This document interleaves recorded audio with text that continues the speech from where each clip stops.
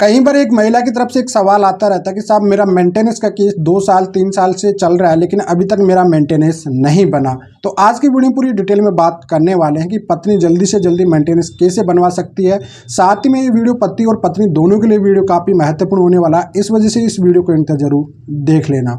तो चलिए दोस्तों, नो टाइम पास नो बकवास, सीधा करते हैं काम की बात। मैं हूँ हंस।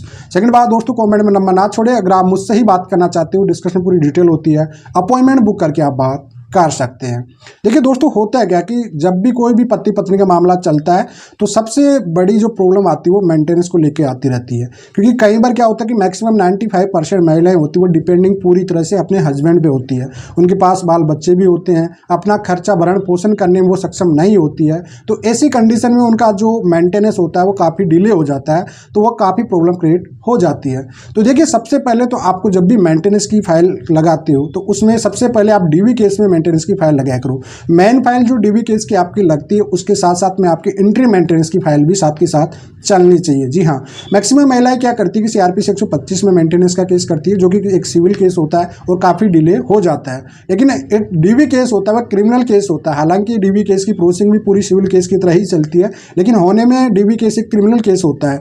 इसमें आपका जो पास्ट चलता है, जैसे डीवी केस में आपके राइट मिलते हैं, तो सबसे पहले आपकी इंट्री मेंटेनेंस पे बहस होती है। अब इंट्री मेंटेनेंस पे बहस होती है तो इसमें आप ऐसी चीज़ें अटैच किया करो, जैसे कि फॉर एग्जांपल आप ससुराल में रह रही थी, वहाँ पे आपके साथ मारपीट हो रही थी, ऐसी घटना। देखो, एक रीजन होना प्रॉपरली होना चाहिए आपके पास। जी हाँ, सबसे पहले आपके पास एक प्रॉपर रीजन होना चाहिए। जैसे कि आपने 112 पे कोई कंप्लेंट वगैरह की थी, ठीक है। कई बार आप ग्राउंड बनाओगे तभी तो कोर्ट मानेगा ना, बिना वजह से। तो सीआरपीसी 125 सबसेक्शन 4 में क्लियर है कि आपको बिना कारण से मेंटेनेंस नहीं मिल सकता है। अगर आप अपनी स्वेच्छा अनुसार पति का साथ छोड़े या पति का घर छोड़े हैं तो आपको मेंटेनेंस नहीं मिलने वाला। अगर आप कोई एलिगेशन आरोप वगैरह लगा रहे और उसको अपील में डाल देता है पति, तो भी आपको जल्दी से मेंटेनेंस नहीं मिलेगा। इस वजह से आपको जब भी मेंटेनेंस की फाइल लगाते हैं उसमें आपको इनको एक प्रॉपर रीजन देना चाहिए। इसमें क्लियर कोर्ट को ये लगना चाहिए कि वाकई इन दोनों के साथ में रहना पॉसिबल नहीं है, इनका जो मामला डिस्प्यूट में चल रहा है अभी इसका सोल्यूशन निकालना बहुत जरूरी है। इस वजह से आपका इंट्री मेंटेनेंस बनाया जाए, तो ऐसी कंडीशन में कोर्ट आपका इंट्री मेंटेनेंस बना देता है। देखिए, इंट्री मेंटेनेंस में जो रजनीश वर्सेस निया वाला जजमेंट है सुप्रीम कोर्ट की 2022 में रूलिंग बनी हुई है, उसमें क्लियर है कि आपका जो नोटिस जाता है मेंटेनेंस का, तो 4 वीक के अंदर अंदर हस्बैंड को उसका रिप्लाई देना पड़ता है। अगर रिप्लाई देने में या इनकम एफिडेविट देने में डिले कर रहा है तो इंट्रीम ऑर्डर, जो इंट्रीम मेंटेनेंस का ऑर्डर है, वो कोर्ट अपनी विवेक के अनुसार बना सकता है। यहाँ पे आप एक बेनिफिट ले सकते हो अपने वकील को कह के, अगर वो 4 वीक में या 1 महीने के अंदर आपका रिप्लाई नहीं दे रहा तो ऐसी कंडीशन में आप एक्सपायरी ऑर्डर करा लीजिए। जो भी आप पिटीशन में लगाए हैं उसके आधार पर उसके विवेक के अनुसार आपका इंट्री मेंटेनेंस पे एक्सपायरी ऑर्डर हो जाएगा। जी हाँ, तो जी इसमें आप लोग आसानी से मेंटेनेंस बनवा सकते हो अगर आप कैपेबल हो, मेंटेनेंस के हकदार हो तो।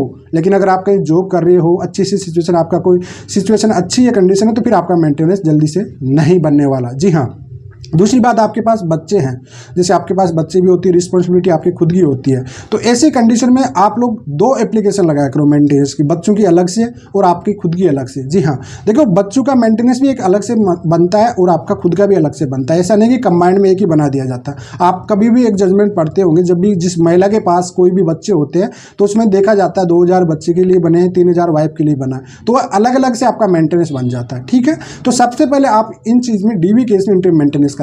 साथ में कई बार आपको अटैचमेंट उसमें रहने के लिए भी, जैसे रेंट का कोई किराया वगैरह, आप डिपेंडिंग पूरी तरह से हस्बैंड पे थे तो आप रेंट के लिए भी आप डिमांड कर सकते हो कि भाई मुझे रेंट भी दिलाया जाए, तो डीवी केस में आपको इंट्री मेंटेनेंस मिल जाएगा। उसके बाद आप 125 का इंट्री मेंटेनेंस से बना सकते हो। देखो, एक इंट्री मेंटेनेंस आपका बनना शुरू हो गया तो फिर दूसरा बनने में डिले भी हो जाता तो भी आपका काम चलता रहता है। तो इस कंडीशन में आपको एक ग्राउंड बनाना चाहिए, एक रीजन होना चाहिए आपके पास प्रॉपरली। और अगर आपके बच्चे वगैरह जैसे पढ़ने वाले हैं, 5 साल से बड़े हैं, तो मेडिकल ट्रीटमेंट भी होता है, उसकी रिस्पॉन्सिबिलिटी भी काफ़ी जिम्मेदारी होती है, तो बस सब कुछ को इंक्लूड किया करो आप अटैच में। उसमें तो वाकई कोर्ट को लगना चाहिए कि हाँ, वाकई इनकी रिस्पॉन्सिबिलिटी है, ये इस कैपेबल है नहीं इस पर। और एक्टिव वकील रखा करो हमेशा, क्योंकि केस में आपके जो भी वकील साहब है वो डिले नहीं करना चाहिए।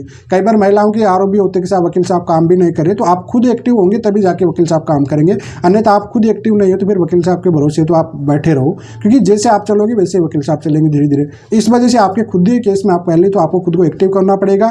दूसरी बात, आपके पास एक प्रॉपर रीजन होना चाहिए। तीसरी बात, आपके पास बच्चे वगैरह है तो सबका अलग अलग से आप मेंटेनेंस की फाइल लगाया करो।